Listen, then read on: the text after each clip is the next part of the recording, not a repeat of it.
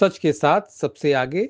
आप देख रहे हैं ट्रायंगल न्यूज लखनऊ। नमस्कार, मैं हूं आपका एंकर अमितेश श्रीवास्तव। हम आपको दिखाएंगे देश प्रदेश की बड़ी, अहम और असरदार खबरें, ग्राउंड रिपोर्ट, राजनीतिक बयान, अंतर्राष्ट्रीय हलचल और कानून व्यवस्था की बड़ी अपडेट के साथ।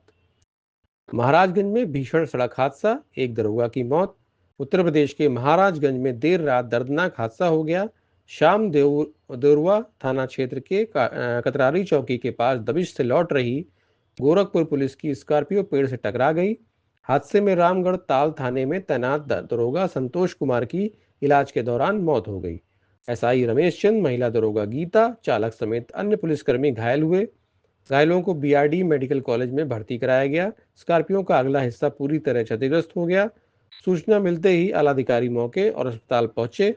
यहां हादसा ड्यूटी के दौरान हुआ, जिसने पुलिस महकमे को झकझोर दिया है। अमेरिका ने मिडिल ईस्ट में भेजे 50 से ज्यादा फाइटर जेट।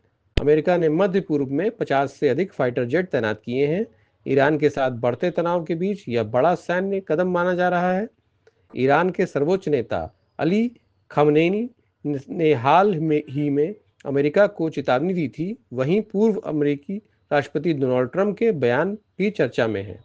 मध्य पूर्व में हालात संवेदनशील बने हुए हैं।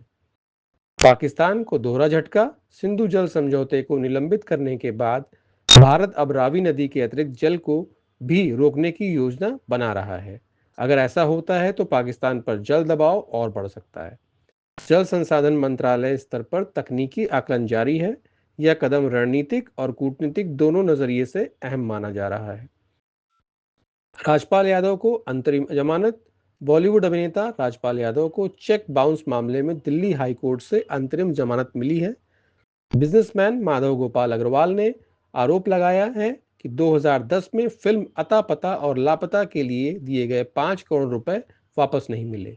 2010 में 10 करोड़ 40 लाख पर समझौता हुआ था, लेकिन दिए गए चेक बाउंस हो गए। फिलहाल अदालत ने अभिनेता को राहत दी है। मामला विचाराधीन है।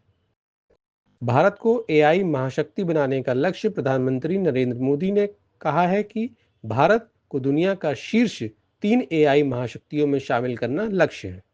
एआई आधारित बदलावों से 2030 तक भारत का आईटी सेक्टर 400 अरब डॉलर तक पहुंच सकता है। सेवाओं के निर्यात के साथ साथ अब भारत एआई उत्पादों और प्लेटफॉर्म्स के निर्माण में भी आगे बढ़ सकता है। 37 सीटों पर राज्यसभा चुनाव। 16 मार्च इलेक्शन कमीशन ऑफ इंडिया ने राज्यसभा की 37 सीटों के लिए चुनाव कार्यक्रम घोषित कर दिया है। महाराष्ट्र में 7, तमिलनाडु में 6, पश्चिम बंगाल और बिहार में 5-5 सीटें। कुल 10 राज्यों में चुनाव होंगे। यह चुनाव कई राज्यों में राजनीतिक समीकरण बदल सकते हैं। नकली दरोगा गिरफ्तार। कानपुर के अनवरगंज थाना क्षेत्र में पुलिस ने एक फर्जी दरोगा को गिरफ्तार किया।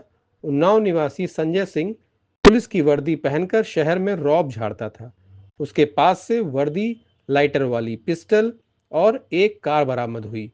चौंकाने वाली बात, कार का नंबर लखनऊ के एक पुलिस अधिकारी के नाम रजिस्टर्ड है। चौकी प्रभारी राहुल शुक्ला समेत टीम की अहम भूमिका रही।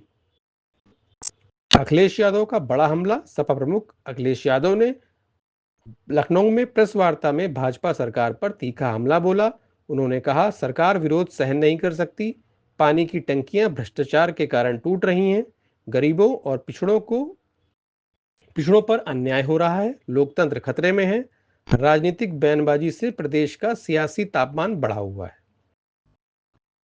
बाबरी मस्जिद पुतले पर बयान। असम के मुख्यमंत्री हिमंता बिस्वा शर्मा ने पश्चिम बंगाल के मुर्शिदाबाद में तृणमूल विधायक हुमायूं कबीर के बयान पर प्रतिक्रिया दी। उन्होंने कहा, जब असली मस्जिद ही नहीं है तो पुतला क्या करेगा। यह बयान राजनीतिक बहस का विषय बन गया है। विधानसभा से आदेश नेता प्रतिपक्ष माता प्रसाद पांडेय द्वारा उठाए गए मुद्दे के बाद विधानसभा से निर्देश जारी हुआ। अगर अधिकारी और थानेदार फोन नहीं उठाते तो यह गलत है। जनहित के मुद्दों पर विधायक से सहयोग अपेक्षित है। रामगढ़ ताल में अज्ञात शव। गोरखपुर के रामगढ़ ताल क्षेत्र में अज्ञात शव मिलने से सनसनी। पुलिस मौके पर पहुंचकर जांच में जुटी है। शव की शिनाख्त और मौत के कारणों की जांच जारी है। बोर्ड परीक्षाओं को लेकर जिलाधिकारी का औचक निरीक्षण। जिलाधिकारी विशाख जी ने बोर्ड परीक्षाओं के मद्देनजर नारी शिक्षा निकेतन और सेंटिनियल इंटर कॉलेज का औचक निरीक्षण किया। मुख्य बिंदु: सभी परीक्षा केंद्रों की लाइव मॉनिटरिंग कंट्रोल रूम से, वॉइस रिकॉर्डिंग युक्त सीसीटीवी कैमरे लगाए गए, नकल विहीन परीक्षा के सख्त निर्देश, सेक्टर मजिस्ट्रेट को भ्रमणशील रहने की आदेश। निरीक्षण में साफ सफाई और पेयजल की पर्याप्त व्यवस्था पाई गई। सभी कैमरे कार्यशील अवस्था में मिले।